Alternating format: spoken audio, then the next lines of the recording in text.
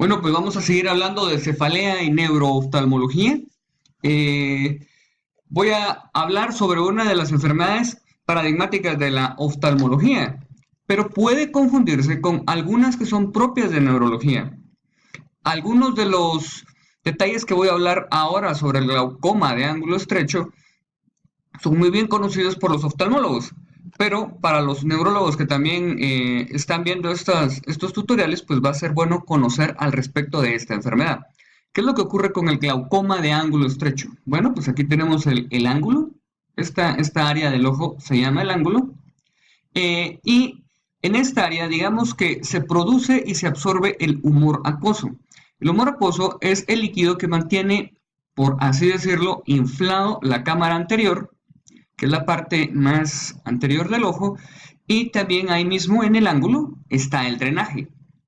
Con el tiempo esto se puede ir estrechando y estrechando y estrechando, principalmente porque el cristalino se va endureciendo y se va engordando, hasta que llega un punto donde se puede colapsar por completo y la presión del ojo sube o aumenta súbitamente. Pues bueno, eso todos los oftalmólogos lo saben, los neurólogos pues tendrán alguna idea. Y esto se puede confundir con algunos tipos de dolor de cabeza. Y vamos a ver por qué y cuáles. Y primero vamos a ver cómo se ve exactamente el glaucoma de ángulo estrecho. El caso del glaucoma de ángulo estrecho, eh, ellos tienen un fuerte dolor de cabeza, ven luces de colores, dolor en el ojo, pero que puede ser también en la cabeza. No es progresivo sino súbito, tienen muchas náuseas y alteraciones visuales que persisten únicamente en la luz. ¿Cómo así? Típicamente estos pacientes, esto es súbito, por lo general en la penumbra, se dilata la pupila y se bloquea. Y tenemos estas características: dolor intenso, inyección ciliar, el ojo rojo, y particularmente vemos acá alrededor del limbo es la inyección ciliar. La inyección conjuntival es lo que vemos rojo en el resto del ojo, pero cuando tenemos esto rojo alrededor del limbo, lo llamamos inyección ciliar y son patologías serias del ojo. Bueno, pues tenemos el dolor intenso, la inyección ciliar, la náusea, halos de colores al ver la luz, y su tratamiento es la iridotomía periférica urgente. Existen condiciones esporádicas e intermitentes, y eso es lo interesante. Porque si bien les acabo de describir el típico glaucoma de ángulo estrecho, que es súbito y que a nadie se le va a pasar que tiene el paciente algo en el ojo, o sea, a nadie en su sano juicio se le va a ocurrir mandar a otro especialista que no sea oftalmólogo a alguien que tiene un ojo así de feo. Sin embargo, se puede confundir con otras patologías, como la migraña. ¿Por qué? Esto que les acabo de describir es típicamente el glaucoma de ángulo estrecho, pero la migraña clásica tiene características que en su historia se pueden confundir, sobre todo en el tipo de glaucoma de ángulo estrecho intermitente. Si esto ocurre de forma intermitente, si tiene lo que nosotros llamamos un bloqueo y este resuelve, pues el paciente nos viene contando que tuvo un dolor de cabeza que se asociaba con alteraciones visuales, y estas alteraciones eran en un ojo. La migraña clásica comparte dos de estas características: el dolor de cabeza y las alteraciones visuales. También que si resuelve, pues lo deja en un estado muy cansado. ¿Cómo puedo yo saber si tiene el ángulo estrecho o no?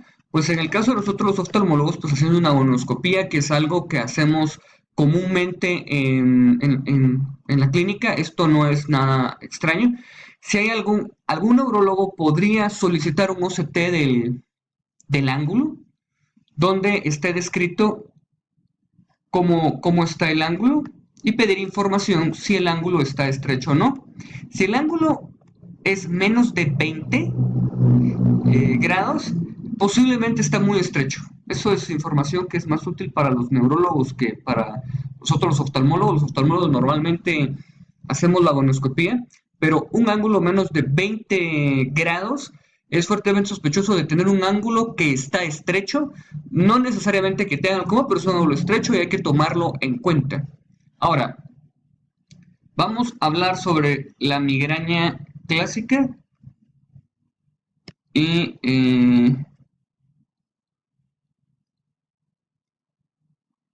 vamos a ver qué pasó aquí. Ahí estamos. Vamos a hablar sobre la migraña clásica y en qué se puede confundir con el glaucoma y cómo diferenciarlo. Muy bien. Habíamos dicho los signos propios de la migraña y los signos propios del glaucoma de ángulo estrecho, que comparten el ver una, unas alteraciones visuales y el dolor de cabeza.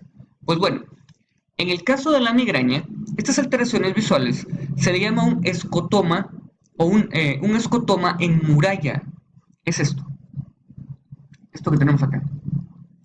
El escotoma en muralla comienza a un lado y comienza a extenderse. En el área donde aparece el escotoma, la alteración es más grande, hasta que llega a cubrir casi todo el campo visual y luego comienza el dolor de cabeza. Si nos damos cuenta, esa es la gran diferencia con el glaucoma de ángulo estrecho. En el glaucoma de ángulo estrecho es súbito y los dos ocurren a la vez. Es decir, si el paciente nos viene contando que ha visto cosas raras y tiene dolor de cabeza, la pregunta clave que tenemos que hacer es, ¿y estas cosas extrañas que usted mira le ocurren antes o después del dolor de cabeza? ¿O durante el dolor de cabeza? ¿O ocurren al mismo tiempo? Nuevamente, no está de más decir que nosotros debemos de preguntar de forma abierta y no guiar puntualmente la respuesta del paciente. Esto lo hemos dicho en otros videos. Si nosotros decimos, y le duele de esta forma, pues no va a contestar sí de esa forma. Tenemos que decir, bueno, ¿cuándo le duele? ¿Qué ocurre primero? ¿El dolor de cabeza? ¿Ocurre primero las alteraciones visuales? Y la respuesta en el caso de la migraña es, yo primero miro las alteraciones y luego me viene el dolor de cabeza. Pero si nos está contando que las dos cosas ocurren al mismo tiempo, pues bueno, ahí podemos tener un glaucoma de ángulo estrecho. Ahora, una pregunta que siempre nos hacen es ¿por qué se llama escotoma en muralla? ¿Esto por qué tiene que ver como muralla? Mejor lo hubieran puesto escotoma estrellado. Algo que va a servir de mnemotécnico y para explicarlo, porque no tiene mucha ciencia, es porque esto se parece a las murallas medievales que cubrían fortalezas o pueblos. Esta es una ciudadela amurallada en Italia y pueden ustedes ver este patrón estrellado que tiene alrededor. Por eso se llama escotoma en muralla, no tiene mayor ciencia, pero sirve como mnemotécnico y como explicación de por qué le llamamos escotoma en muralla. Muy bien, esto es básicamente lo que nosotros vemos cómo avanza el escotoma en muralla. Aquí vemos que aparece, y esto está medido en minutos. Luego, conforme va pasando el tiempo, el escotoma va aumentando. Y cuando ya lleva entre unos 10 a 15 minutos de haber aparecido, es que aparece el dolor de cabeza. Entonces, es un escotoma hemianópico en muralla con una progresión de alrededor de 15 minutos, pues describen que es de 10 a 15 minutos, pues la gente que lo ha medido eso dice, pues a mí no me ha dado para decirles que eso sea, y creo que a la gente cuando le da tampoco se pone a medir el tiempo, pero nos describen que son de 10 a 15 minutos. Y el escotoma persiste a un lado del campo visual. Lo he puesto a la izquierda, pero es en realidad a un lado del campo visual, lo que confunde con el glaucoma de ángulo estrecho, que es en un ojo. Así que dice, yo miraba las luces del lado derecho, miraba las luces del lado izquierdo, que se puede parecer a lo del escotoma. Entonces, ¿qué vamos a hacer para diferenciarlos? Pues en la migraña clásica tenemos el escotoma hemianópico en muralla, de una progresión en un periodo de 15 minutos y el escotoma persiste en el campo visual. En el glaucoma de ángulo cerrado o estrecho son luces de colores que ocurren al mismo tiempo que el dolor de cabeza o el dolor. Este no es progresivo, es súbito y al mismo tiempo. Y la alteración se ve en la luz. Eso es otra característica importante. Los pacientes lo ven al estar viendo la luz. Ellos dicen, bueno, pues yo cuando miraba las luces lo observaba. A veces no distinguen qué es al observar la luz, así que las otras características son más importantes. Ahora tenemos la neuralgia del trigémino. Vamos a hablar de esto también muy paradigmático. Como sabemos, tenemos tres ramas del nervio trigémino. La número uno, que es la oftálmica, la dos, que es la maxilar, y la tres, que es la mandibular. ¿Qué es lo que agarra cada rama? Pues como hemos dicho siempre, la rama uno es frontal, lagrimal y nasolagrimal. Es decir, todo lo que nos comprende la frente, todo lo que abarca el ojo, incluido la córnea y la nariz. La rama 2 nos abarca eh, la parte maxilar y vamos a ver, vamos a hacer esto más ejemplar. Habíamos dicho, la uno nos abarca la frente, los ojos, la nariz.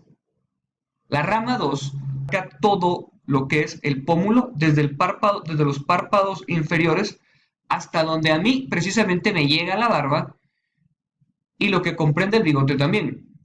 Casualmente, pues ahí tenemos barba los hombres. Y la rama 3, que es la mandibular, exactamente donde nos sale a los hombres la barba. Bueno, a los que les sale. Donde nos sale exactamente la barba. Esta es la rama 3. Pues es una forma fácil de recordar. Y tenemos que este es un dolor paroxístico. En la estadística estadounidense, ellos refieren que ocurre más en la rama 3, luego la rama 2 y por último la rama 1. Y es un dolor que dura de 20 a 30 segundos y con un fuerte componente emocional.